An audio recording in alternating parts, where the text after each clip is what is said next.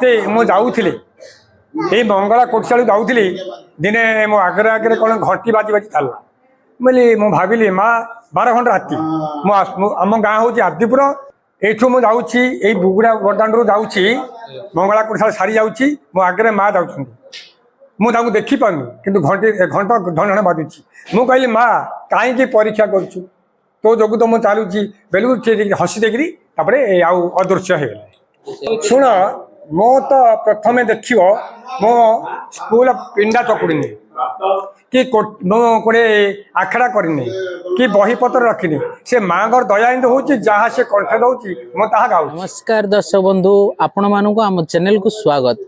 आज आम आसचु बुगुड़ा माँ दंडकाली मंदिर आज 15 दिन माँ दंडकाली यात्रा करेंगे तो चलतु माँ दंडकाली दर्शन करवा आ भक्त मान पचारि बुझा तांकर माँ प्रति अनुभूति चलतु माँ दंडकाली प्रथम दर्शन करवा। आउ किछि समय मध्य माँ दंडकाली आरती अनुष्ठित हम एवं किछि समय आगु माँ दंडकाली नगर परिक्रमा करी आसी विराजमान होइचंदी मंदिर रे चलतु माँ दर्शन करवा। देखु ये माँ ढोल थुआई दंड जावाई पाल थुआई ये भक्त माने जो बाना दीजन सब थुआई देखु चलतु देखु ये भितर माँ रुद्रकाली विराजमान कर देखु ये प्रभु कला रुद्रमणि आ माँ दंडकाली ये भितर विराजमान कर देखु चलतु भितर माँ को मुख्य प्रतिमा दर्शन करवा। देखु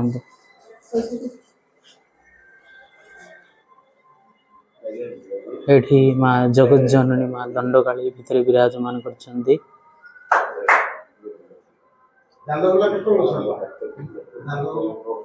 शक्ति स्वरूपिणी माँ दंडकाली ये विराजमान कर देखु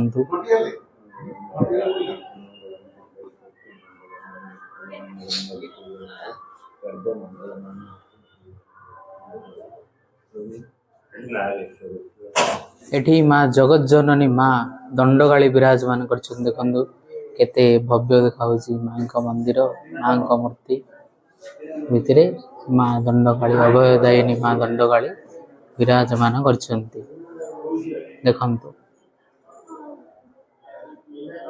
माँ दंडकाली।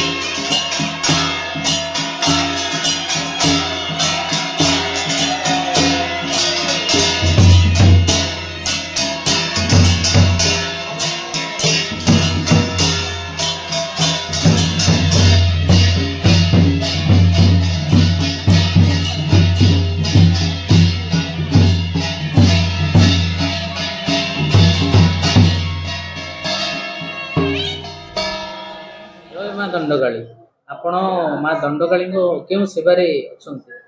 ମୁଁ ବୀଣାକାର ମାଙ୍କର ବୀଣାକାର ହଉଛି। ଆଜ୍ଞା ଆଜିର ନୀତିକାନ୍ତି କଣ କଣ ହବ ମାଙ୍କର ଯେହେତୁ ମା ଦଣ୍ଡଯାତ୍ରା ଆଜିଠୁ ଆରମ୍ଭ ମାଙ୍କ ଯାତ୍ରା କଣ କଣ ନୀତି ହବ? ଆଜି ହେଉଛି ମାଙ୍କର ଯୋଉ ଏକବାର ବୋଲି କୁହାଯାଏ। ଆଜି ପ୍ରଥମ ଷ୍ଟାର୍ଟିଂ ନେବୁ ଆମେ ଏଠି କୁହାଯାଏ ଏକବାର ମାନେ ଆମର ସବୁ ଯେତିକି ଦଣ୍ଡୁଆ ଆସିବେ ଆମର ତେର ଭକ୍ତା ସେମାନେ ଆଜି ଆସିକିରି ପଇତା ପକେଇବେ। ଆଜିରୁ ଷ୍ଟାର୍ଟ ହେବ, କାଲିଠୁ ଦଣ୍ଡ ଯେଉଁ ଜାଗା ଯିଏ ଯିବେ, ଆଜି ହେଉଛି 1 ବାର। ଆଜି ଆଉ ଆମର 10ଟା ବେଳେ ପଡ଼ିବ ବନ୍ଧ ଗୁଡ଼ାରେ ହୋମ ହେବ। ହୋମ ହେଲା ପଇତା ପଡ଼ିବ। ପଇତା ପଡ଼ିଲା ପରେ ତାପରେ କାଲିଠୁ ମା ସବୁ ଗାଁ ଗାଁ ବୁଲି ଯାତ୍ରା କରିବେ। ଆଚ୍ଛା ଯାତ୍ରା କରିବେ। ହଁ ଏତିକି ହଉଛି ମାଙ୍କର 15 ଦିନରେ ବିଧି ହଁ ବିଧାନ। ନାଇଁ ପ୍ରଥମେ ତ ଆସିଲେ ଆଜି ଦିନେ ହଁ ଆଚ୍ଛା ସବୁ। କାଲି ସକାଳୁ କଣ କଣ ନୀତି ହବ ମାଙ୍କର? କାଲି ସକାଳୁ ଯିବି, ଯାହା ଦ୍ୱାରା ଦାତାହାରକୁ ଯିବି, ସେଠି ଆମର ସବୁ ତାକେ ସବୁ ଯୋଗାଡ଼ କରିଥିବେ। ଆଜ୍ଞା ସେ ଯେଉଁ ମାନେ ମାଙ୍କ ପାଇଁ ସବୁ ଜିନିଷ ଯୋଗାଡ଼ ହେଇଥିବ, ଫୁଲ ଧୂପ ଦୀପ ଚନ୍ଦନ ସବୁ ଜିନିଷ ତା ଦ୍ୱାରେ ଥୁଆ ହେଇଥିବ। ଢାଳ ଥୁଆ ହେଇଥିବ, ପାୟଡ଼ା ପଡ଼ିଥିବ, ପିଢ଼ା ଥୁଆ ହେଇଥିବ। ସବୁ ସେଠି ରୁଣ୍ଡ ହେବୁ। ରୁଣ୍ଡ ହେଲା ପରେ ମାଙ୍କୁ ବନ୍ଦେଇବୁ, ଶିବଙ୍କୁ ବନ୍ଦେଇବୁ, ତାପରେ ବୀଣାକୁ ବନ୍ଦେଇବୁ, ଢୋଲକୁ ବନ୍ଦେଇବୁ, ଆମର ଦଣ୍ଡକୁ ବନ୍ଦେଇବୁ। ବନ୍ଦେଇଲା ପରେ ଆମେ ତାପରେ ଯାଇକିରି ତୋଟା ଭିତରେ ରହିବୁ। ତୋଟା ଭିତରେ ଶିବଙ୍କର ଭୋଗ ହେବ। ପ୍ରସାଦ ସାରି ଯେଉଁମାନେ ଆମର ଏଇ ଦଣ୍ଡୁଆ ନାହିଁ, ଆମେ ଯେଉଁ ବୀଣାକାର, ଢୋଲିଆ, ଝାଞ୍ଜୁଆ, ଆମର ଅଧିକାରୀ ସେମାନେ ସବୁ ଭୋଜନ କରିବେ, ଶିବ ଭକ୍ତ ଭୋଜନ କରିବେ ଯେଉଁ ଶିବ ପ୍ରସାଦ। ରାତିକି ତାପରେ ସନ୍ଧ୍ୟା ବେଳକୁ ପଣା ଆଉ ଏଇ ଦୋଭଚା ଚକଟା ଏମାନେ ସବୁ ଆମ ଦଣ୍ଡୁଆମାନେ ଖାଇବେ। ତାପରେ ଯାଇକି ରାତି 10ଟା କି 11ଟା କି 12ଟା ହେଲେ ସେମାନେ ପ୍ରସାଦ ସେବନ କରିବେ, ଯେଉଁ ଆମର ଯେଉଁ ଭୋଗ ମାନେ ଯେଉଁ ଆମର ଭାତ କି ଅନ୍ନ ପ୍ରସାଦ ସେମାନେ କରିବେ। ଏତିକି ହେଉଛି ଆମର ମାଙ୍କ ନିୟମ ନୀତି। ଆଉ ଆମର ତାପରେ ଧୂଳିଦଣ୍ଡ ହେଉଛି, ଗୀତ ବୋଲା ହେଉଛି, 12 ବିହନ ପଡ଼ୁଛି, ମହନ୍ତର ହେଉଛି, ହଳିଆ ଗୀତ ବୋଲା ହେଉଛି। ତାର ଏ ତ ସବୁ ଚଷାର ଷ୍ଟୋରି ତ ଆଉ। ହଳିଆ ଗୀତ ଗୋଟେ ଦୀପଦ ଗାଆନ୍ତୁ ଟିକେ। ହଁ ହଁ ଦୀପଦ ହଉ। ବୋଲା ହାଣି ଦେଲି ବାଉଁଶରେ ଏ ଛିଟିକିଲା କଣି ଭଗା ତ ମାଠିଆକୁ ରେ ଦୂର ବନ୍ଧ ପାଣି ବୋଇଲା ମହତ ରଖିଲୁ ରେ ଏ ମାଠିଆ ତୁ ତ କୂଳର ଭୁଆ ଶୁଣି ରେ ବୋଲା ନଈ ତ ନଈ ହୋ ଏବାର ବାଙ୍କ ନଈ ପାର୍ବତୀଙ୍କ ଗଣ୍ଡାରେ ଆସିଲା ପାଣି ଖାଇ ବୋଇଲା ଅର୍ଜୁନ ଲାଖ ବିନ୍ଧିଲେ ରେ ଏ ମଦନ ସେ ତ ମାଧବୀନଟା ତଳେ ଥାଇ ଯେ ଇଏ ହେଉଛି ହଳିଆ ଗୀତ ଆମର। ଆଜ୍ଞା ଆଜ୍ଞା ବହୁତ ସୁନ୍ଦର ବହୁତ ସୁନ୍ଦର ମାଙ୍କ ପାଇଁ ଆପଣ ଗୋଟେ ଗାଇଲେ।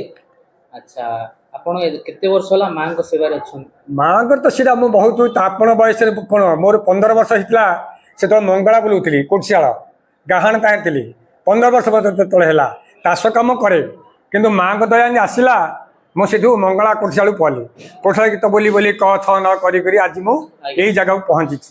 ଆଜି ଯେତେବେଳେ ଏଇ ଜାଗାକୁ ଆସିବାର ହେଲା ମୋର 15 ବର୍ଷ ଦଣ୍ଡ ମାଙ୍କର ଇଆଡ଼େ ଆଶ୍ୱିନ ମାସରେ ମଙ୍ଗଳା ବୁଲଉଛି ଚୈତ୍ର ମାସରେ ମା କାଳୀଙ୍କୁ ବୁଲଉଛି ମାଙ୍କର ଦୟା ଅଛି ଗାଉଛି ଡେଉଁଛି ଚାଲିଛି ଲୋକଙ୍କୁ ସବୁ ଖୁସି କରୁଛି। ମା ମଙ୍ଗଳାଙ୍କ ବିଷୟରେ ଦୀପଦ କୁହନ୍ତୁ। ମା ମଙ୍ଗଳା ଜଗତ ଜନନୀ ଜପା ଧରି ସୁନ୍ଦରୀ ମା ଝାମ୍ପିନି ଦୁଃଖ ମୋର ଝାମ୍ପିଲା ପରି ମୁହଁଟାକୁ ଅଛି ନାମ ଧରି ମୋ ମଙ୍ଗଳା ମୁହଁଟାକୁ ଅଛି ନାମକୁ ଧରି ମା ମଙ୍ଗଳା ଇଏ ହେଉଛି କୋଠିଶାଳ ଆଶ୍ୱିନ ମାସରେ କୋଠିଶାଳ ବୋଲି ମଙ୍ଗଳା କୋଠିଶାଳ ଗୋଟେ ଠାବେ ଠାବେ ମଙ୍ଗଳା କୋଠିଶାଳ ଅଛି। ସେ କୋଠିଶାଳେ ଆମର କୋଠି ଚାଲିବ ଧନ ବଜା ହେବ ଗାହାଣ ଚାଲିବ ବାଜା ବାଜୁଥିବ ଗାଁ ଗାଁ ବୁଲି ମା ଭିକ୍ଷା ମାଗିକିରି ଆମର ଏଇ ତ ମା ଭିକ୍ଷା ମଗା ପୂର୍ତ୍ତି ଭଳିଆ କରୁଛି କ'ଣ କରିବା ମା ହେଲେ ମଧ୍ୟ ଗାଁ ଗାଁ ବୁଲୁଛି ମା ଆମେ ଯେମିତି ବୁଲୁଛେ ସିଏ ମଧ୍ୟ ବୁଲୁଛି ଆମେ ଆମେ ଛାଡ଼ କହୁଛୁ ହଁ ଆମେ କହୁଛୁ ଯେ ନାଇଁ ଆମେ କହୁଛୁ ଯେ ଏ କିଛି ନାଇଁ ନାଇଁ ମା ଉପରେ ଧରି ବୁଲିଲେ ଆମେ ଏ ଗାଁ ସେ ଗାଁ ବୁଲିବୁ ଭଜ ହେ କପିଳାସ କନ୍ଦରୁ ଯୋଗ ନିଦ୍ରା ତେଜିବାରୁ ଶ୍ରୀ ଶ୍ରୀ କଳା ରୁଦ୍ରମଣି କି ଭଜ ହେ ଜୟ ମା କାଳୀ ଜୟ ମା କାଳୀ ଜୟ ମା କାଳୀ। ଆପଣ ଏତେ ବର୍ଷ ଧରି ମା ଦଣ୍ଡକାଳୀ ହଉ କିମ୍ବା ମା ମଙ୍ଗଳା ସେ ତ ଏକ ରୂପ ତ ଆପଣ କଣ ଅନୁଭୂତି କରିଛନ୍ତି ଏତିକି ବର୍ଷ ଭିତରେ? ଶୁଣ ମୁଁ ତ ପ୍ରଥମେ ଦେଖିବ ମୁଁ ସ୍କୁଲ ପିଣ୍ଡା ଚକୁଡ଼ିନି କି ମୁଁ ଗୋଟେ ଆଖଡ଼ା କରିନି କି ବହିପତ୍ର ରଖିନି ସେ ମାଙ୍କର ଦୟା ଏମିତି ହେଉଛି ଯାହା ସେ କଣ୍ଠ ଦେଉଛି ମୁଁ ତାହା ଗାଉଛି। ମଙ୍ଗଳା ଯାହା କହିଲେ ମା କାଳୀ ଯାହା କହିଲେ ଆଜି ଗୋଟେ ତାଙ୍କୁ ଦେଲେ କାଲି ଗୋଟେ ଗାଇବି ପହରଦିନ ଗୋଟେ ଗାଇବି କେବଳ ମୋତେ ମା ସାହା ସେ ଆଗା ଘଣ୍ଟେ ଉଠି ତା ଯୋଗୁଁ ମୁଁ ଆଜି ବହୁତ ଜାଗାରେ ଉତ୍ତୀର୍ଣ୍ଣ ହେଇ ଚାଲିଛି। ତାଙ୍କର ସାହା ଭରସା ତାଙ୍କର ଘଟଣା କୁହନ୍ତୁ ଯାହା ମାଙ୍କୁ ଆଜ୍ଞା ମୁଁ ଦିନେ मते मु जाऊଥିଲି ଏଇ ମଙ୍ଗଳା କୋଟଶାଳୁ ଯାଉଥିଲି ଦିନେ ମୋ ଆଗରେ ଆଗରେ କ'ଣ ଘଣ୍ଟି ବାଜି ବାଜି ଚାଲିଲା। ବୋଇଲି ମୁଁ ଭାବିଲି ମା 12 ଘଣ୍ଟା ରାତି ଆମ ଗାଁ ହେଉଛି ଆଦିପୁର। ମୋ ନାଁ ହେଉଛି ଶଙ୍କର୍ଷଣ ସାହୁ, ମୋ ବାପା ନାଁ ହେଉଛି ଗଦାର୍ଥ ସାହୁ, ଆଳିଆ ପିଲା। এইଠୁ ମୁଁ ଯାଉଛି ଏଇ ବୁଗୁଡ଼ା ବଡ଼ଦାଣ୍ଡରୁ ଯାଉଛି ମଙ୍ଗଳା କୋଟଶାଳ ସାରି ଯାଉଛି, ମୋ ଆଗରେ ମା ଯାଉଛନ୍ତି। ମୁଁ ତାଙ୍କୁ ଦେଖିପାରୁନି କିନ୍ତୁ ଘଣ୍ଟ ଢଣ ବାଜୁଛି। ମୁଁ କହିଲି ମା କାହିଁକି ପରୀକ୍ଷା କରୁଛୁ, ତୋ ଯୋଗୁଁ ତ ମୁଁ ଚାଲୁଛି ବେଲକୁ ସେ ହସି ଦେଇକିରି ତାପରେ ଆଉ ଅଦୃଶ୍ୟ ହେଇଗଲେ। ସେଇଠୁ ଚାଲିଛି ଚାଲିଛି। ହଁ ହଁ ମାଙ୍କୁ ଦେଖୁଛି, ଏଇ କାଳୀ ମାଙ୍କୁ ଦେଖୁଛି, ମା ଦଣ୍ଡ କାଳୀ ଦେଖୁଛି, ମଙ୍ଗଳାକୁ ଦେଖୁଛି, ଦୁର୍ଗାକୁ ଦେଖୁଛି। ରାତିରେ ସପନ ଫପନ ବାର ବାର ବାର ବାର ସବୁ ଗୋଟିଏ, ସବୁ ଗୋଟିଏ। ସେଇ ଦୁର୍ଗା, ସେଇ ମାନେ ଦୁର୍ଗା ପ୍ରଥମେ ଦୁର୍ଗାଙ୍କ ରୂପରୁ କାଳୀ ହେଲେ ମଙ୍ଗଳାଙ୍କର ମୁଖରୁ ହିଁ ଦୁର୍ଗାଙ୍କ ମୁଖରୁ ହିଁ ମଙ୍ଗଳା ଜାତ, ମୋ ଅକ୍ଷରରୁ ମଙ୍ଗଳା ଜାତ। ଆରେ ଯେତେବେଳେ ମହିଷାସୁର ଯୁଦ୍ଧ କଲେ ସେତେବେଳେ ମା କଣ କଲେ, ରାଗି ଗଲେ, ରାଗି କହିଲେ ହରେ ମରରେ ରାକ୍ଷସ ଡାକିଲୁ, ମୋ ଅକ୍ଷରରୁ ମଙ୍ଗଳା ଜାତ ହେଇଗଲେ। ମଙ୍ଗଳା ଯେତେବେଳେ ଜାତ ହେଲେ ସେତେବେଳେ ମା ମଙ୍ଗଳା ପଚାରିଲେ ମା ମତେ ଜାତ କଲେ ଯେ କ'ଣ କରିବି ମୁଁ କୁହ। ମା କହିଲେ ଗୋଟେ ପାଇଟି କରେ, ତୁ ଏ ଯୋଉ ଅସୁର ରକ୍ତରା ସବୁ ଶୋଷି ଦେ। ଏ ଯୋଉ ମହିଷାସୁର ଯୋଉ ମାରାମାରି ହଉଛି ରକ୍ତରା ସବୁ ପଡୁଛି ପୁରା ଶୋଷି ଦେ। ମା ରକ୍ତ ଖାଇକି ଉତ୍ତୀର୍ଣ୍ଣ ମାନେ ତାଙ୍କ ଦେହ ତାତିଗଲା। ତାତିକଲୁ ମା ମଙ୍ଗଳା କହିଲେ ମୁଁ କ'ଣ କରିବି। ସିଏ କହିଲେ ଗୋଟେ ଯାଇକରି 7 ତାଳ ପଙ୍କ ମଧ୍ୟରେ ପଶିଯା, 8 ତାଳ ପାଣି ଭିତରେ ରହିବୁ। ଯେତେବେଳେ କଳି ଯୁଗର ଲୋକ ନର ନାରୀ ଯେତେବେଳେ ଖୋଳ ତାଳ ବାଡ଼େଇବେ ସେତେବେଳେ ତୁ ଯାଇକରି କୋଠିଶାଳରେ ପୂଜା କର। ଇଏ ହଉଛି ମଙ୍ଗଳାର ଯୋଉ କୋଠିଶାଳର କଥା। ଆଉ ତ ବହୁତ ଆଜ୍ଞା ସରିବନି। ଦଣ୍ଡ ଇଏ ହଉଛି 13 ଋଷି। 13 ଋଷି ଗୋଟେ ଶିବଙ୍କର ଋଣୀ ହେଲେ ବୋଲି ସେମାନେ ଗୋଟେ ପିଠି ପୋଡ଼ା ଉପାସ କଲେ ବଣ ଭିତରେ। ଏଇଟା ଗାଁ ଗହଳି ଏବେ ସେଟା 13 ଋଷି, ଆମର ଯୋଉ ସତ୍ୟ ଯୁଗର 13 ଋଷି ହିଁ ଏଇଟା ଯାତ୍ରା କରିଛନ୍ତି। ତାଙ୍କେ ମା ତେବେ କ'ଣ କଲେ, ଦେହକୁ ଭାଗ ଭାଗ କରିକିରି 13 ଋଷିକି ଦଉଦେଲେ। ମାଙ୍କର ପାଟିଟା ହଉଛି ବୀଣା, ମେରୁଟା ହଉଛି ମେରୁ, ମାଙ୍କର ସ୍ତନଦୀଟା ହଉଛି ଦଣ୍ଡ, ଆମର ଭଣ୍ଡାର ହାଣ୍ଡି ଯୋଡ଼େ କୁଣ୍ଡ ଦୁରାଗ, ମାଙ୍କର ବେଣୀଟା ହଉଛି ଯୋଉ ଆମର ଚମ୍ପାବର, ଆମର ଯୋଉ ବାନା ଏ କନାର ସବୁ ମାଙ୍କର ସବୁ ତାଙ୍କ ସବୁ ଜିନିଷ ଭାଗ ଭାଗ କରିଦେଲେ। ତାପରେ ଯେତେବେଳେ ଆମର ସରିବ, ଆମର ଯାତ୍ରା ସରିଲା ପରେ ମେରୁ ଦିନ କ'ଣ କରିବେ, ଆମର ମଣିଆ ମାଲି ପୋଡ଼ା ହେଲେ ସିଏ ଆମର ସୁନାକୁ ଯେମିତି ଆଉଟିଲେ ଯେମିତି ଯୋଉ ନାନା ପ୍ରକାର ହେଉଛି, ସେ କ'ଣ କରିବେ ସେ ଜିନିଷ ଯାକ ସେ ଯେମିତି ଆମେ ଯେମିତି ନୋଳି ମାଳି ଅଳଙ୍କାର କରୁଛନ୍ତି, ଏବେ ଯୋଉ ମା ଯୋଉ ଭାଗ ଭାଗ ତାଙ୍କର କରୁଛନ୍ତି, ସେ ଆଉ ଥରେ ଅଗ୍ନି ମଧ୍ୟରେ ପଶିଲେ। ସୀତା ଯେମିତି ଅଗ୍ନି ପରୀକ୍ଷା ଦେଇଥିଲେ, ମା ସେମିତି ଅଗ୍ନିରେ ପଡ଼ିଲେ, ତାଙ୍କର ଆଉ ଥରେ ଝଟକି ରୂପ ହେଲେ। ଏ 12 ମାସ ଏ ଯୋଉ ମନ୍ଦିରରେ ପୂଜା ପାଇବେ। ଆଚ୍ଛା, ଏଇ ଯୋଉ କହୁଛନ୍ତି ଆସିଲା କଳା ପାହାଡ ଭାଙ୍ଗିଲା ଲୁହାର ବାଡ, ଏଇଟାର ଅର୍ଥ ଟିକେ। ଏଇଟା କଳା ପାହାଡ ଆଇଲେ ଆମର କଳା ପାହାଡ ହେଲେ ମା ଦୁନିଆ ପ୍ରକାର ରୂପ ହେଇଗଲା। ତାର ଯୋଉ ଝଙ୍କାର ରୂପ, କଳା ପାହାଡ କ'ଣ ଆସିଥିଲା କ'ଣ ନାହିଁ ସେ ଡାକିଥିଲେ। ଇଏ ଯୋଉ ଝଙ୍କାର ରୂପରେ ସେ ଯେତେବେଳେ ଦଣ୍ଡୁଆ ଧରି ବୁଲୁଛି, ମା କହୁଛି 3 ରୂପ ହଉଛି, ଶ୍ୟାମା ଉମା ରୁଦ୍ରାଣୀ। 3 ରୂପ ହେଲେ କେତେବେଳେ କୋଉ ରୂପରେ ସେ ଆସୁଛି। ଦଣ୍ଡୁଆ ଏମିତି କେବଳ ରକ୍ଷା ପାଇଲେ ସିଏ ମା ହୁତାସନ ରୂପ ହେଇକି ଆସୁଛି। ସେତେବେଳେ ଲୋକ ଆମର ଯୋଉ ପ୍ରାର୍ଥନା କରୁଛେ, ଆସିଲା କଳା ପାହାଡ ଭାଙ୍ଗିବ ଲୁହାର ବଡ, ମାନେ ମା କାଳୀକୁ ଯଦି ସାନ୍ତ୍ୱନାରେ ନ ରଖିବ, ମା ହିଁ ଦିନେ ତୁମକୁ ସାଧନା କରିବ। ତେଣୁକରି ମାକୁ କେବଳ ଆମେ ତାଙ୍କୁ ମାନିବା ପାଇଁ ଆମେ ଏଇ ଜିନିଷ ଯାକ କରାହଉଛି। ରୁଦ୍ରମଣି କି ଭଜ ହେ, କଳା ରୁଦ୍ରମଣି ଭଜ କି ଆମ ରୁଦ୍ରମଣି ହଉଛନ୍ତି ମହାଦେବ, ହର ହର ମହାଦେବ। ତାଙ୍କୁ ଶ୍ରୀ ଶ୍ରୀ କଳା ରୁଦ୍ରମଣି କି ଭଜ ହେ, ମାନେ କାଳୀଙ୍କର ବରାହ ଯୋଗୁ ସେ ତାଙ୍କ ନାଁ ହଉଛି କଳା ରୁଦ୍ରମଣି କି ଭଜ ହେ। ହଁ ହଁ, ତାଙ୍କେ ମା ପଛରେ ସବୁବେଳେ ରହୁଛନ୍ତି ଦିନ ରାତି। ତାଙ୍କେ ଗୋଟେ କାଳୀ ଉଗ୍ର। ନାଇଁ ଶୁଣ, ପ୍ରଥମେ ଯେତେବେଳେ ଦାଣ୍ଡରେ ବୁଲିବେ, ଆମର ଦଣ୍ଡ ଖେଳି ଖେଳି ବୁଲିବେ, ସେତେବେଳେ ମା ହେବେ ଉମା। ତାପରେ ଯେତେବେଳେ ଖାଇବା ପିଇବାକୁ ଦେବେ ମା ରାନ୍ଧିକିରି, ସେତେବେଳେ ଶ୍ୟାମା। ଯେତେବେଳେ ଦାଣ୍ଡକୁ ଆଉଥରେ ଆସିବା, ଆମର ଦଣ୍ଡ ନାଚ ନାଗିଲା ଟାଇମରେ ଯୋଉ ପ୍ରଭା ଖେଳାବ, ସେତେବେଳେ ସେ ଭୟଙ୍କର ରୁଦ୍ର ରୂପ ହେବେ। କାହିଁକି ନା କାଳେ ବାଇଚାନ୍ସ ଦଣ୍ଡ ମନ୍ଦିର କିଏ ଗୁଣିଆ କରିବ, ନଚେତ କୋଉ ଭୂତ ପ୍ରେତ କିଏ ଆସି ଥକିଆ ଫିଆ ମାରିଲି, ତେଣୁ ସେ ମା ଭୀଷଣ ରୂପ ଧରିକି ପିଲାଙ୍କୁ ରକ୍ଷା ପାଇଁ ତାଙ୍କ ଭୀଷ୍ମ ରୂପରେ ସେ ଧରୁଛନ୍ତି, ରୁଦ୍ର ରୂପରେ ଧରୁଛନ୍ତି। ହଁ ହଁ। ଆଚ୍ଛା, ଦଣ୍ଡନାଚରେ ଯୋଉ 3 ଖିଆ ପଇତା ପକଉଛନ୍ତି, ତାର କ'ଣ କିଛି ବିଷୟ? ସେଟା 3 ଖିଆ ପଇତା ପକେଇଲେ ସେମାନେ କ'ଣ କଲେ, ତାଙ୍କର ପରିତ୍ୟାଜ୍ୟ କରି ପଳେଇଲେ ଘର କୁଟୁମ୍ବକୁ। ପୁଅ ଝିଅ ସିଏ ମୋର କିଏ ନାହିଁ, ମୁଁ କାହାର ନାହିଁ। ତେଣୁକରି 3 ଗାର କାଟିଥିଲେ କିଏ ଲକ୍ଷ୍ମଣ କାଢିଥିଲେ ଆଜ୍ଞା ଆଜ୍ଞା ଯେତେବେଳେ ବନ ଭିତରେ ସୀତା କୁଆଡେ ଜୀବନ ନେଇଲି ତିନି ଗାର କାଢି ସେ କେବଳ ସେଟା ଆମେ ରଖିକିରି ତିନି ଗାର ତାପରେ ମଣିଷ ମଲେ ମଧ୍ୟ ପୋଡି ହେଲା ପରେ ତିନି ଗାର କଟା ହଉଛି। ଏଇ ମା ଦଣ୍ଡକାଳୀ କିପରି ଉଭା ହେଇଥିଲେ? ମା ଦଣ୍ଡକାଳୀ କହିଲି ପରା ସେ ଯେତେବେଳେ ଶିବ ଯେତେବେଳେ କୋପ କଲେ ଏମାନେ ଦଣ୍ଡୁଆ ମାନେ ତ ତାଙ୍କର ଋଣୀ ହେଲେ ସେତେବେଳେ ମା କହିଲେ ଯେ ଇଏ ତ ଖୁଆଇଦେବେନି ପିଆଇ ଦେବେନି ତେଣୁ କରି ମା କଣ କଲେ ନିଜ ଦେହକୁ ଭାଗ ଭାଗ କରିକିରି ତାଲରେ ପିଲେ ବାପା ତ ରାଗୁଛି ମୁଁ ତମ ସାଙ୍ଗରେ ଯିବି ତମେ ବି ସାହାଯ୍ୟ କରିଲି ମା ସେଠି ତାଙ୍କ ଦଣ୍ଡ ରୂପ ହେଇକି ସେଠି ତାଙ୍କ ଭାଗ ଭାଗ କରିକି ଆଇଛନ୍ତି। ଆଜ୍ଞା ଆଜ୍ଞା ସେଇ ସବୁ କହିକି ଆପଣ ମାଙ୍କ ଯାତ୍ରାରେ ଚାଲିଛି ଚାଲିଛି ହଁ। ମାଙ୍କ କୃପାରୁ ତାଙ୍କ ଯାତ୍ରା ସୁରୁଖୁରୁରେ ଚାଲୁଛି ଚାଲୁଛି ଚାଲୁଛି। ହଁ ହଁ ମୁଁ ପ୍ରାୟ ଦେଖୁ 15 ବର୍ଷ ହେଲା ଆସୁଛି ମାଙ୍କର ଶାନ୍ତି ଶୃଙ୍ଖଳାରେ ବଡ ହସ ଖୁସିରେ ଆମ ଦଣ୍ଡୁଆ ମାନେ ଦେଖିବ 13 ଦିନ କାହା ପାଟି ଫାଟି ଗନ୍ଧିବନି ଯୋଉ ପାଶ ମାରୁଛି କି ଦାନ୍ତ ଘଷୁନାହାନ୍ତି ଆଜ୍ଞା କାହାର ମଇଳା ଲୁଗା ନାହିଁ କାହାର ନେନ୍ଧୁଆ ଭାରିବାକୁ ନାହିଁ କାହାର ସିଙ୍ଗାଣି ଭାରିବାକୁ ନାହିଁ ଜାବଳାଳ ଭାରି ତମେ ଯେମିତି ଘରୁ ଆଇଛ ସେ ପିଲା ମଧ୍ୟ ସେମିତି ଘରକୁ ଚହକ ଦଣ୍ଡ ହେଇକି ଯାଉଛି।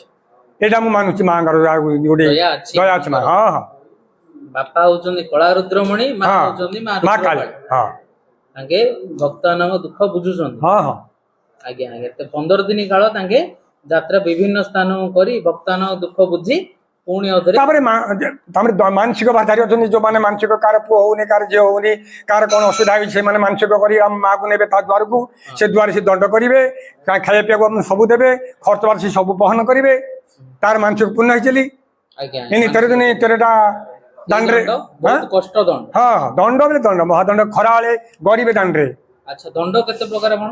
ଦଣ୍ଡ 16 ଦଣ୍ଡ 16 ଦଣ୍ଡ 16ଟା ଦଣ୍ଡ ପାଇଲେ କିଏ କୋଉ ଦଣ୍ଡରେ କୋଉଟା ମାନେ ନ ଖାଇଲା ଗୋଟେ ଦଣ୍ଡ ଉପାସ ରହିଲା ଗୋଟେ ଦଣ୍ଡ ଆଜ୍ଞା ଗୋଟେ ପଇସା ପକେଇଲା ଗୋଟେ ଦଣ୍ଡ ଆଜି ଗୋଟେ ଆଜ୍ଞା ଦେଖନ୍ତୁ ଲୋକ ଜାଗା ଆସିଛନ୍ତି ଭୋକରେ ହେଇଠି ପର୍ଯ୍ୟନ୍ତ ଖାଏ ନାହିଁ ପିଏ ନାହିଁ ପାଣି ମଧ୍ୟ ସ୍ପର୍ଶ କରିନାହାନ୍ତି କାଲି ଖାଇଲା ବେଳକୁ 12 ଘଣ୍ଟା ରାତି ହବ ଆଜ୍ଞା ଆଜ୍ଞା ଏଇ ପ୍ରକାର ଦଣ୍ଡ ଏଇଟା ଦଣ୍ଡ ଆଉ କଣ ଆଉ ଧୂଳିରେ ଗଡିବେ ସେଟା ଗୋଟେ ଧୂଳିରେ ଧୂଳି ଦଣ୍ଡ ଧୂଳି ଦଣ୍ଡ ଅଗ୍ନି ଦଣ୍ଡ ଅଗ୍ନି ଉପରେ ଚାଲିବେ ଅଗ୍ନି ଦଣ୍ଡ ଝାମୁ ଖେଳ ଧାମୁ ଖେଳ ହୁଁ ଏଇ ପ୍ରକାର 16 ଦଣ୍ଡ ମାଙ୍କର ମାଙ୍କର ଅଛି ଅଛି। ହଁ 16 ଘଡିରେ 16 ଦଣ୍ଡ ଦିଆହବ ଓ 16 ଘଡିରେ 16 ମାନେ ଦିନ ରାତି ରାତି ହଉଛି 8 ଘଡି ଦିନ ହଉଛି 8 ଘଡି 16 ଘଡିରେ 16 ଦଣ୍ଡ ଦିଆହବ ସେଇଟା ଏବେ ଯୋଉ ହଉନି ଚାଲିଛି 16 ଦଣ୍ଡ ତ 16 ଦଣ୍ଡ ଟିକେ ହଉଛି ବିଧିବିଧାନ ଚଳୁଛି ମାଙ୍କର ହଁ ଏଇ ସେ ଜିନିଷ ତ ଚାଲିଛି ଆଉ କଣ ଏଇ ଯଦି ଗୋଟେ ନ ଦାନ୍ତ ଅଛି ଏଇଟା ଗୋଟେ ବନ୍ଦ ଏଇଆ କପଡା ପତ୍ର ସଫା ହବନି ଏଇଟା ଗୋଟେ ଦଣ୍ଡ ଖାଆ ପିଅ ହେବେନି ଏଇଟା ଗୋଟେ ଦଣ୍ଡ ଚମ୍ପାବରକୁ କେମିତି ମାନେ ଯୋଉ ଅଗ୍ନି ଯୋଉ କରୁଛନ୍ତି ସେଇ ଆମର ସେଇଟା ଗୋଟେ ଆଜ୍ଞା ଅଛି ହୋମ ହବ ହୋମରୁ ଆମର ଚମ୍ପାପୁରକୁ ଲଗା ହବ ଆଜ୍ଞା। ସେଟା ତ ମା ଯେତେବେଳେ କରିଥିଲେ ଝାଡି ଥିଲେ ବ୍ରହ୍ମ ଅଗ୍ନି ଲାଗିଥିଲା ଆମେ ତ ସେ ମହାବୀର ବ୍ରହ୍ମ ଅଗ୍ନି ନାହିଁ ଆମେ ସେଟା ମାଙ୍କର ନିୟମ ନୀତିକି କରି ଆମେ ଚାଲିଛି ଆଚ୍ଛା, ସେ ଅଗ୍ନି କୌଣସି ମାଚିସ୍ କାଠି ନାଇଁ ନାଇଁ ନାଇଁ ନାଇଁ ଜାତ ହବ ସେ ନାହିଁ ସେ ମାଙ୍କର ହୋମରୁ ଆମକୁ ଲଗା ଆଣିବ ଅଗ୍ନି ସେ ମାଙ୍କର ହୋମ ହବ ଯୋଉ ଲାଗିବ, ଝିଅ ପଢା ହବ ଏଇଠି ହଁ, ଆମର ବନ୍ଧ ତୋଠରେ ଗୋଟେ କାଠ ଘଷିକି ସେଠୁ ହଁ, ହଁ। ଅଗ୍ନି ଜାତ କରି ହଁ ମାଙ୍କର ହୋମ ହବ ହଁ ହୋମ ହେଇସାରିଲା ପରେ ଚମ୍ପାବରରେ ଲାଗିବ ସଂଯୁକ୍ତ ହବ ସେ ଚମ୍ପାବର ଲାଗିବ ଆଉ ଗୋଟେ ବର ଲାଗିବ ଆମର ଏଇ ଦଣ୍ଡ ଘରେ ଦିଟା ବର ଦିଟା ବର ଲାଗିବ ଇଏ ହଉଛି ଆମର ଅନ୍ତନାଗ ଇଏ ହଉଛି ମା ଚମ୍ପାବର ଚମ୍ପାବର ହଁ, ଚମ୍ପାବରରେ ସ୍ୱୟଂ ମା ସିଏ- ହିଙ୍ଗୁଳା ବାସ କରନ୍ତି। ନାଇଁ ନାଇଁ ଚମ୍ପାବର ମାଙ୍କର ବେଣୀଟା ହଁ ହଁ ଯେତେବେଳେ ମା କୋପାନଳ ହେଲେ ରାଗିକିରି ଜଙ୍ଗଲ ଝାଡ଼ି ଦେଲେ ଝାଡ଼ି ଦେଲା ବେଳକୁ ସେ ଛିଡ଼ିକିରି ବ୍ରହ୍ମ ଅଗ୍ନି ଲାଗିଗଲା ବ୍ରହ୍ମ। ଲାଗୁ ତାକୁ ଧରି ଗାଁ ଗାଁ ବୁଲା ହଉଛି ଚମ୍ପାବର ଏତେ ଦିନ ଯେହେତୁ ଦେଖନ୍ତୁ ଅଗ୍ନି ଗୋଟେ ପାଳକୁ ଲଗା ହଉଛି ହୁଁ ସେ ଅଗ୍ନି ତ ଗୋଟେ ପାଳକୁ ଆମେ ଯଦି ଲଗେଇବା ସାଧାରଣ ସାଙ୍ଗେ ଗୋଟେ ପୋଡ଼ି ଯାଉଛି, ଜାଗାରେ ହଁ, ହଁ। ସାଙ୍ଗେ ସାଙ୍ଗେ ପୋଡି ଯାଉଛି ହୁଁ। 15 ଦିନ ଆପଣ ତ ପାଳ ମିଶଉଥିବେ ମୁଁ ହଁ ତାକୁ ମିଶା ହଉଛି ମିଶା ହଉଛି କିନ୍ତୁ ଏତେ ଶୀଘ୍ର ସେ ନାଇଁ ନାଇଁ ସେ ମାଙ୍କର ମହିମା ପରା ଚମ୍ପାବରରେ ଅଗ୍ନି ଲାଗୁନି ନାହିଁ ମା ସେ ଦାଣ୍ଡରେ ଝିମେ ଝିମେ ଝିମେ ଝିମେ ମାର ଝିମି ଝିମି ରହୁଛନ୍ତି ହଁ ତା ସହିତ ଏତିକି ଦିନ ବର୍ଷା ଝଡ ତୋଫାନ ଆସିବା ସ୍ୱାଭାବିକ ଆମର ଗୋଟିଏ ଟାଇମ ମା ହତାସନ ଜଳିବେ ଚମ୍ପାବର ଜଳିବେ କେତେବେଳେ ଆମର ଯେତେବେଳେ ଦଣ୍ଡ ଯିଆଇବୁ ସେତେବେଳକୁ ମାଙ୍କୁ ଆଉଥରେ ଟିକେ ଲଗେଇବୁ ସିଏ ଟିକେ ଜଳିବେ ଦୀପ ଭଳିଆ ଜଳିବେ ଜଳିବେ। ତାପରେ ଆଉ ଯୋଉ ଧୂଆଁକୁ ସେ ଧୂଆଁ ରହିବେ ନାଇଁ ଏଇଟା ଗୋଟେ ଆଲୌକିକ କଥା ହଁ। ଯେ ମା ଦାଣ୍ଡକୁ ବାହାରିଲେ ବର୍ଷା ହବାଟେ ନିହାତି ହଁ ତ ଆମେ ମା ଯଦି ଦଣ୍ଡ ପରା ଦଣ୍ଡ ପାଇବେ ପରା ଦଣ୍ଡୁଆ ମାନେ ଦଣ୍ଡ ପାଇବେ କାହାର କିନ୍ତୁ କୋପରା ସବୁ କିଏ ରାଗ କିଛି ଛାଡ଼ିବା କଥା କରୁଣା ମଧ୍ୟ ମା କରୁଛନ୍ତି ସେ ନଥିଲେ ହବ ମଧ୍ୟରେ। କି ମା ଗୋଟେ ପରୀକ୍ଷା କରୁଣା ହଉଛି ଇଆଡେ ପରୀକ୍ଷା ମଧ୍ୟ ହଉଛି ଆଜ୍ଞା ଆଜ୍ଞା ନାଇଁ ମୁଁ କହିବାର ତ ଏତେ ଯୋଉ ବର୍ଷା ଝଡ ତୋଫାନ ହେଲେ ମଧ୍ୟ ହଁ ସେ ଚମ୍ପାବରର କିଛି ନାଇଁ ନାଇଁ ଅନିଷ୍ଟ- ନାଇଁ ନାଇଁ ସେ କିଛି ହବନି ଏଇଟା ଲୋକ ଗୋଟେ ତିନ୍ତି ଯାଆନ୍ତି ଲୁଗାପଟା ତିନ୍ତିଯିବ କିନ୍ତୁ ମାଙ୍କର ସେ ବର ତିନ୍ତିବନି ବର କେମିତି ହୁଏ? ନାହିଁ ସେ ଜଳୁଥିବ ଯେତେବେଳେ ଆପଣ ସାଧାରଣ ଦିନରେ ଗୋଟେ ଯଦି ହେ ବାବୁ ଶୁଣ ଗୋଟେ ଜିନିଷ ଆମେ ଯଦି ବି ଜିନିଷ ନ ହଉଥିଲା ମାନତେ କି ଲକ୍ଷ ଲକ୍ଷ ଦେଇକି ଲୋକ ନେଇ କି ନାଟଯାତ୍ରା ହୁଅନ୍ତା କି ହୁଁ ହୁଁ ନହେଲେ 13 ବକ୍ତା ଆମର ଯୋଉ 100 କି 200 ଲୋକ ଆହାତେ କି ଏଠି ହୁଁ। କଣ ପାଇଁ ଯାହା ଘରେ ସେ ନ ରହିକିରି ବର୍ଷା କାର ଧନ୍ଦେ ଫନ୍ଦେ ଖାଇକି କାଢନ୍ତି କେବଳ ମାଙ୍କର ମହିମା ପାଇଁ ହିଁ ତାକୁ ଆସୁଛନ୍ତି ସବୁ ଏ ବ୍ରତ ସତ୍ୟ ଯୁଗରୁ ଚାଲି ଆସେ ହଁ ଇଏ ପୁରା ଋଷି ମାନେ କରିଥିଲେ ପରା ଆଜ୍ଞା। ନିଜେ ଆମେ ତ ଛାର ନାର ମଣିଷ ହଁ ନିଜେ ନାରଦ ହଉଛନ୍ତି ବିଣାକାର ଆଜ୍ଞା ଆଜ୍ଞା ନିଜେ ନାରଦ ଯିଏ ସିଏ ହଉଛନ୍ତି ବୀଣାକାର। ଆଜ୍ଞା ଆଜ୍ଞା ଆସ୍ତିକର ସ୍ତ୍ରୀ ହଉଛନ୍ତି ଆମର ଯିଏ ପାଟଦଣ୍ଡୁଆ। ଆଜ୍ଞା ତାଙ୍କେ ଯେ ଯୋଉ ବସ୍ତ୍ରଟା ପିନ୍ଧିବେ ତାଙ୍କର କେବେ ମଳିନ ହବନି, ସେ ଅମଳିନ ବସ୍ତ୍ର ପିନ୍ଧିବେ, ଅମଳିନ ତାଙ୍କର ମାରା ନାହିଁ କେବେ। ଯୋଉଟା କି ଆମର ମଧ୍ୟ ହଉ ନାଇଁ। ଭଲ ଲାଗିଲା ଆପଣଙ୍କ ସହିତ କଥା ହେଇକି, ବହୁତ ଭଲ ଲାଗିଲା। ମାଙ୍କ ବହୁତ କଥା ଆପଣ କହିଲେ, ଦର୍ଶକ ବନ୍ଧୁ ମାନେ ମଧ୍ୟ ଶୁଣିଲେ ଜାଣିଲେ। ଆଜ୍ଞା ମା ଦଣ୍ଡକାଳୀଙ୍କ ପାଟଦଣ୍ଡ। ହଁ ମୁଁ ପାଟଦଣ୍ଡୁଆ। କେତେ ବର୍ଷ ହେଲା ମା ଦଣ୍ଡକାଳୀଙ୍କ ପାଖରେ? ମୁଁ ମାଙ୍କ ପାଖରେ ମାଙ୍କ ସେବା କଲିଣି 32 ବର୍ଷ ହେଲା। ଆଜକୁ 32 ବର୍ଷ ହେଲା ସେବା କରୁଛି। ଆଜ୍ଞା ଆଉ ମାଙ୍କର ନୀତି ନିୟମ ଯାହା ଯେମିତି କୁହାହଉଛି, ଆମର ତ ବୀଣାକାର ଭାଇ ସେଇଟା ଆପଣଙ୍କୁ ବତେଇଲେ। ଆଉ ଆମେ ପ୍ରଥମେ ପଇତା ପକେଇକିରି ଜଳ ବାଲୁଙ୍ଗା ଥାପିକିରି ତାପିଲା ପରେ ଅଗ୍ନି ଜାତ କରିବୁ। ଅଗ୍ନି ଜାତ କଲା ପରେ ଦଣ୍ଡକୁ ଅଗ୍ନି ଦେଇକିରି ଦଣ୍ଡ ଖେଳେଇକି ଆସିବୁ। ତା ଦଣ୍ଡ ଖେଳେଇକି ଆସିକି ତାପରେ ଆମର ଗଜା ପଡ଼ିବ। ଗଜା ପଡ଼ିଲା ପରେ ଆମର ଯେଉଁ ଭୋଗ ହବ ବାଳ ଭୋଗ, ସେଇ ବାଳ ଭୋଗଟା ସମସ୍ତେ ତେରଭୂତିଆ ଯେଉଁ ଅଛନ୍ତି ସମସ୍ତେ ସେ ବାଳ ଭୋଗ ସାରିବେ। ଇଏ ତ ଦଣ୍ଡଟା ଉତ୍ପତ୍ତି ହେଇଥିଲା ଆମର ଚକାପାଦରୁ, ବିରୁପାକ୍ଷଙ୍କ ପାଖରୁ। ବିରୁପାକ୍ଷଙ୍କ ପାଖରେ ଚକାପାଦରେ ଉତ୍ପତ୍ତି ହେଇକିରି ଏକାମ୍ର କାନନରେ ଯାଇକିରି ଅଭିଶାପ, ମହାଦେବଙ୍କର ଅଭିଶାପରେ ଦଣ୍ଡ ଭୋଗା ହେଉଛି। ଇଏ ହେଉଛି ଦେବପୁତ୍ର ମାନଙ୍କର ଉପାସନା, ଏଇଟା ଦଣ୍ଡ ଉପାସନା। ସେମାନେ ଅଭିଶାପ ପାଇକିରି ସତ୍ୟ ଯୁଗରେ, ହଁ ସତ୍ୟ ଯୁଗରୁ ଚାଲି ଆସିছে। ସେ ଦେବତା ପୁତ୍ରମାନେ ଅଭିଶାପ, ମହାଦେବଙ୍କର ଅଭିଶାପରେ ଦଣ୍ଡ ଭୋଗୁଛନ୍ତି। ନିଚ ଜନ୍ମରେ ଜନ୍ମ ହେଇକି ଦଣ୍ଡ ଭୋଗୁଛନ୍ତି, ବୁଝିଲେ। ଆଜ୍ଞା ଆଜ୍ଞା ଆଉ ଆପଣ ଏତେ ବର୍ଷ ହେଲା ମାଙ୍କ ପାଖରେ ପାଟଦଣ୍ଡ ହିସାବରେ ସେବାରେ ରତ ଅଛନ୍ତି, ତ କିଛି ଆଲୌକିକ ଘଟଣା ମାଙ୍କ ପ୍ରତି ହଁ ଆଲୌକିକ ହେଇଛି। କାହିଁକି, ମୁଁ ହେଉଛି ଜଣେ ପାରାଲିସିସ୍ ପେସେଣ୍ଟ। ମୋତେ ପାରାଲିସିସ୍ ହେଇଯାଇଥିଲା। ମୁଁ ମାଙ୍କ ଦୟାରୁ ମୁଁ ପୁରା ଆରୋଗ୍ୟ ହୋଇଛି। ପୁରାପୁରି ମୁଁ ଆରୋଗ୍ୟ ହୋଇଛି। ସେଥିପାଇଁ ମୁଁ ମାଙ୍କ ସେବା ମୁଁ ଛାଡୁନି, ଚାଲିଛି ମୋର ସେବା। ଆଜିକି 32 ବର୍ଷ ହେଇଗଲା। 32 ବର୍ଷ ହେଇଗଲା ଚାଲିଛି। ହଁ ମାଙ୍କ ସେବାରେ ରତ ଅଛନ୍ତି। ହଁ ରଥ ଅଛି। ଯୋଉ କହୁଛନ୍ତି ଆସିଲା କଳା ପାହାଡ ଭାଙ୍ଗିଲା ଲୁହାର ବାଡ, ହଁ ଆସିଲା କଳା ପାହାଡ ଭାଙ୍ଗିଲା ଲୁହାର ବାଡ, ପିଇଲା ମହାନଦୀ ପାଣି, କଳା ରୁଦ୍ରମଣି କି ଭଜ ଏ ବୋଲି ଯୋଉ କୁହାହଉଛି, ସେଇଟା କଣ ହଉଛି ନା, ମହାଦେବ ତପସ୍ୟାରେ ବସିଥିବେ ଯୋଗ ନିଦ୍ରାରେ। ଆମେ ଯାଇକି ତାଙ୍କୁ ନିଦ୍ରା ଭାଙ୍ଗିକି ତାଙ୍କୁ ଧରିକି ଆସୁଛୁ। ଧରିକି ଆସିବା ଯୋଗୁ ତାଙ୍କୁ ଆମେ ସେଇଟା ବୋଲୁଛୁ ଯେ କୈଳାସ କନ୍ଦରୁ ଯୋଗ ନିଦ୍ରା ତେଜିବାରୁ କଳା ରୁଦ୍ରମଣି କି ଭଜ ହେ, ବୁଝିଲେ। କାରଣ ଯୋଗ ନିଦ୍ରା ଭାଙ୍ଗିକି ତାଙ୍କୁ ଧରିକି ଆସୁଛୁ, ସେଥିପାଇଁ ତାଙ୍କୁ ଆମେ ଭଜୁଛୁ। ଏଠି ଯୋଉ ଅଛନ୍ତି ଶିବ, ତାଙ୍କ ନାଁ କଣ? ବାଲୁଙ୍କେଶ୍ୱର। ବାଲୁଙ୍କେଶ୍ୱର ସ୍ୱାମୀ କି ଆଜି ଆପଣ ବାଲୁଙ୍କେଶ୍ୱର ସକାଳ ମାଙ୍କର ସ୍ୱାମୀ ହଉଛନ୍ତି ବାଲୁଙ୍କେଶ୍ୱର। ତାଙ୍କୁ ଆମେ ଧରିକି ଆସୁଛୁ 12 ଘଣ୍ଟାକୁ ଯାଇକି ହଁ ଆଜି ପ୍ରଭୁଙ୍କୁ ବରଣ କରି ପୂଜା ବିଧି କରିକି ଧରିକି ଆସିଛୁ। ରୁଦ୍ରକାଳୀ ନା ଆମର ହଉଛନ୍ତି ଦଣ୍ଡକାଳୀ। ଦଣ୍ଡକାଳୀ ଆଉ ପ୍ରଭୁ ବାଲୁଙ୍କେଶ୍ୱର ମିଳନ ହେଇ ଯାତ୍ରା ହଉଛି। ନଗର ଭ୍ରମଣ କଲା ପରେ ହଁ ଏବେ ଆଗାମୀ ନୀତି କଣ କଣ ହବ ମାଙ୍କର? ଏବେ ମାଙ୍କର ହୋମ ହବ, ବାଲୁଙ୍ଗା ଲିଙ୍ଗ ସ୍ଥାପନ ହବ, ଦଣ୍ଡ ବାହାରିବ, ଦଣ୍ଡକୁ ଅଗ୍ନି ଦେବୁ। କାଳୀ ନାଚ ରାତିରେ ହବ। ହଁ ଦାତାହାର ଦୁଆରେ, ଦାତା ଦୁଆରେ କାଳୀ ନାଚ ହବ, ଅଗ୍ନି ଦଣ୍ଡ ହବ। ଆଉ ମାଙ୍କ ନୀତିଦିନ ପୂଜାପୂଜି କଣ କେମିତି ହଉଛି? ନୀତିଦିନ ପୂଜାପୂଜି ଏବେ ଖରାବେଳେ ଅନ୍ନଭୋଗ, ରାତିକି ସନ୍ଧ୍ୟାବେଳେ ବାଳଭୋଗ, ରାତିକି ଅନ୍ନଭୋଗ, 3 ଟାଇମ୍।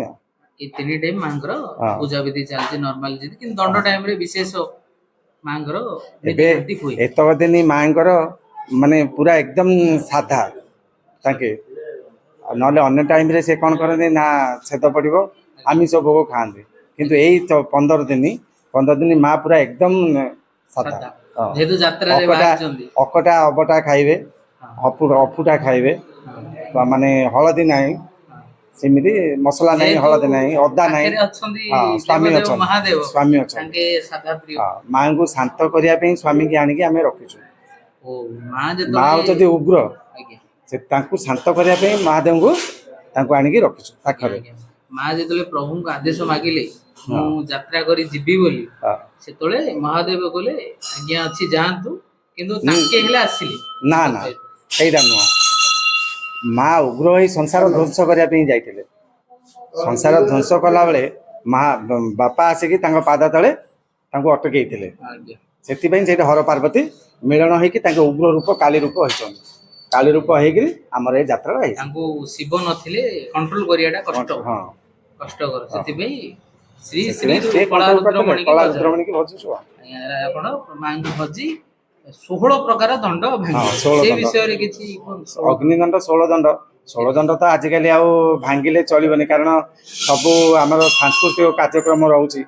ସେ ସାଂସ୍କୃତିକ କାର୍ଯ୍ୟକ୍ରମ ପାଇଁ ଆମେ କିଛିଟା ଠାକୁରଙ୍କର ନିର୍ଦ୍ଦେଶ ଅନୁସାରେ କିଛିଟା ଦଣ୍ଡ ଭାଙ୍ଗିକି ଠାକୁରଙ୍କୁ ଶାନ୍ତି କରୁଛୁ। ଧୂଳି ଦଣ୍ଡରେ ଆମର ଧୂଳି ଦଣ୍ଡ ହବ, ମାନେ ଧାନ ରୁଆ ହବ, ମହନ୍ତର ହବ, ଧାନ ରୁଇ ସାରିଲା ପରେ କାଠ ଲଦା ହବ, କାଠ ଲଦେଇକି ନଡିଆ ବାଡେଇକି ଆମେ ପାଣି ଦଣ୍ଡକୁ ଆସିବୁ ଆଉ। ପାଣି ଦଣ୍ଡକୁ ଆସିବୁ ଆଉ। ଆଚ୍ଛା, ମାଙ୍କର ଯୋଉ ଏତେ ବର୍ଷ ହେଲା ଆପଣ କଲେଣି, ଯୋଉ ପୂଜା ବିଧି ସବୁ କଲେଣି, ମାଙ୍କର କେତେ ବର୍ଷ ହବ ଏଇ ଯୋଉ ଦଣ୍ଡ ଯାତ୍ରା? ଆମର ଦଣ୍ଡ ଯାତ୍ରାଟା ପ୍ରାୟ ସେ 85 ବର୍ଷ ହେଲାଣି ଆମ ବଗୁଡାରେ। 85 ବର୍ଷ ହେଲା। ବହୁତ ମାନେ ଆଗର ଆମର ଯୋଉ ପିତୃ ଲୋକ ଥିଲେ, ବୁଢା ମାନେ ଥିଲେ, ସେମାନେ ମାଙ୍କୁ ଉତ୍ପତ୍ତି କରିକି ଆଣିକି ମାଙ୍କୁ ସ୍ଥାପନା କରିଦେଇକି ଆମ ପାଇଁ ଛାଡ଼ି ଦେଇକି ଯାଇଛନ୍ତି। ତାଙ୍କର ନୀତି ନିୟମ ଆମକୁ ଯାହା ତାଙ୍କେ ଦେଇଛନ୍ତି ସେଇ ନୀତି ନିୟମରେ ଆମେ ଚାଲୁଛୁ। ଚାଲିକି ମାଙ୍କ ଯାତ୍ରା କରୁଛୁ, ସେବା କରୁଛୁ। 75 ବର୍ଷ ହେଲା ମା ଯାତ୍ରା କରୁଛନ୍ତି। 85 ବର୍ଷ ହେଲାଣି ଆମର ପୁରୁଣା ଦଣ୍ଡ।